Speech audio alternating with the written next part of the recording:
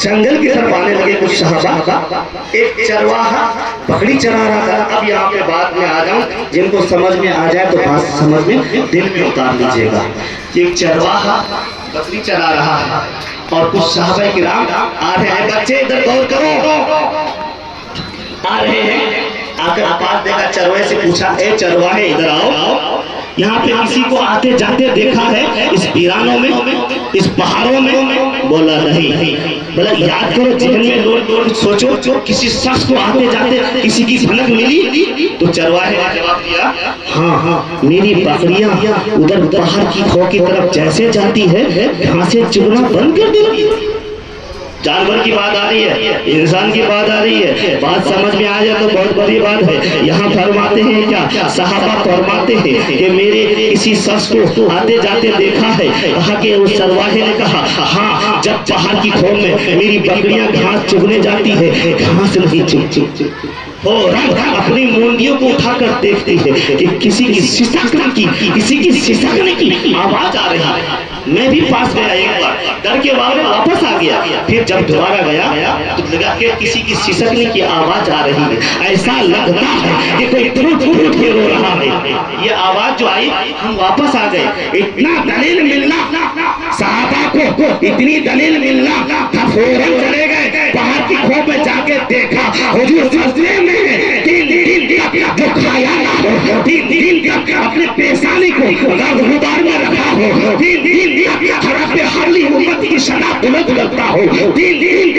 صحابہ ڈھونڈ رہے ہیں, تین کوئی پانی نہ پیا ہو, تین کسی کی کوئی خبر نہ ملی ہو. لیکن ایک بکری کی شنت سے جب بکریاں جائے تو گھاس نہیں چگتی ہے. یہ بات صحابہ کو سمجھ میں آ گئی. یہ انسان سمجھے یا نہ سمجھے, لیکن رسول اللہ کی آہٹ کو جان جاتا. اب یہاں رب حبلی امتی کی بات آ رہی. صحابہ پاس گئے اور جانے کے بعد قریب گئے تو حضور سجدے میں ہیں, اپنے پیشانی کو رکھے, رب حبلی امتی, رب حبلی امتی. یہ صدا بلند ہے, بہت کوششیں کی, اب ختم ہو گئی تقریر سے. رب حبلی امتی کی صدا بلند ہے. یہاں ہم لوگ ایک وقت کسی کے لیے دعا نہیں کرنا چاہتے. ہم اپنے آپ کو مسلمان کہتے ہیں. اتنا اختلاف ہو گیا ہے اپنے ملک میں بہت زیادہ. اس کو ختم کرنے کا ایک طریقہ ہے, بس سلام کیا کیجیے, اور جب کوئی سلام کر دے تو اندر کی کینے کو مٹا دیا. یہ عادت بنا لیجیے. ہمارے معاشرے میں بڑی آ رہی ہے, اس تقریر کو پورا کروں گا, لیکن آتے مجھ سے جنید صاحب نے ایک بات رکھی کہ حضرت کچھ پیاز والا مسئلہ ہمارے علاقے میں جو ہے چل رہا ہے, تو اس چیز سے تو میں وقت ہی نہیں ہے, لیکن میں کیا بتاؤں. ایک چھوٹی سی بات آ رہی ہے کہ ایک صاحب نے کہا کہ حضرت میرے کھیت میں میں نے بہت تعویذیں کی, بہت پیر صاحب کو دکھا دیا, لیکن کسی پیر سے نہیں ہوا کہ میرے کھیت کے چوہے کو بھگا.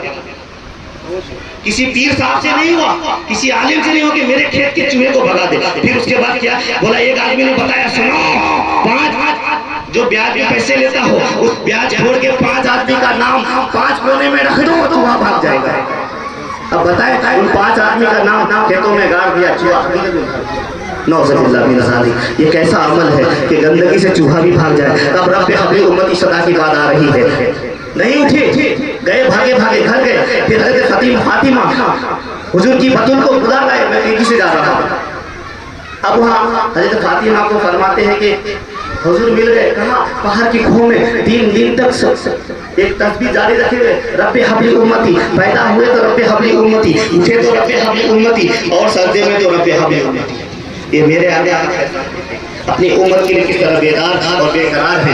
اب حضرت فاطمہ اپنے چہرے اندر کو ڈھکتی ہے اور آگے چلتی ہے. صحابہ پیچھے آتے ہیں. جیسے پہاڑ کی طرف آئے اور پہاڑ کی کھو میں گئے, اپنے ابا کو حضور کو دیکھا کہ پیشانی گرد غبار میں رکھے ہوئے ہیں, رب حبلی امت کی صدا بلند کیے ہوئے ہیں. آپ کے ابا پیارے رسول کو دیکھنا تھا.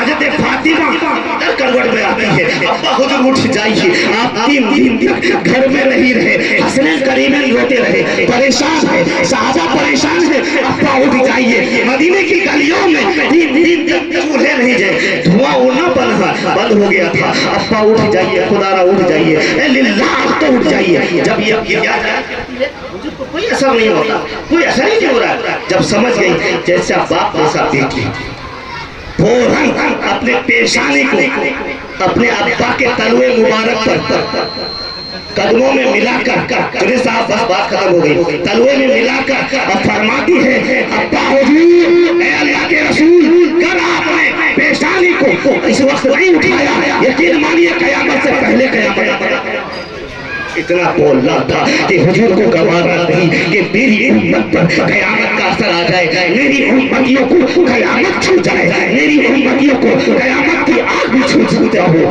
یہ حضور کو سننا تھا۔ فوراً اٹھ کر بیٹھ گئے اور فرماتے بیٹی تو نے یہ کیا کیا؟ جب تک کہ پوری امتی کو بخشوا نہیں لیتا میں سجدے سے نہیں اٹھتا۔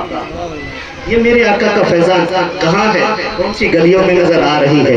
اخلاق کہاں چلے گئے؟ حضرت ابھی امام صاحب براگی ادب کا معیار بڑے کام کی چیز ہے، بغیر تلوار سے بھی ادب آپ بہت جگہ گھس سکتے ہیں، بڑے بڑے چیز کو کاٹ سکتے ہیں، ادب کی چیز چاہیے اور دل میں صبر ہونا بہت ضروری ہے۔ 3 دن کا صبر یہ معمولی نہیں تھا، 3 دن تک پیشانی کو رکھنا یہ معمولی نہیں ہے، یہ میرے آقا کا فیضان ہے کہ آج ہم سب کے یہ نورانی منظر ہم سب کے یہ تاج ہے، کسی کے سر پہ چھوٹا ہو یا بڑا ہو، لیکن یہ نصیب تو ہوا کہ ہم سب کو اللہ نے مسلمان اور مومن بنایا۔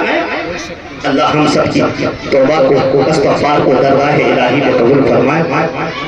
آئیے تمام حضرات مل کر جس طرح گھر کے گرد غبار کو صاف کیے جاتے ہیں، اسی طرح دیس کو ہٹانے کے لیے جھاڑو کپڑا پوچھا لگاتے ہیں، دل کے گرد کو مٹانے کے لیے، گرد غبار کو مٹانے کے لیے کلمہ طیبہ پڑھتے ہیں، لا الہ الا اللہ محمد رسول اللہ، لا الہ الا اللہ محمد رسول اللہ، لا الہ الا اللہ محمد رسول اللہ، وما علینا الا البلاغ۔ السلام علیکم۔ چلو مومنوں کھڑے ہو، مصطفیٰ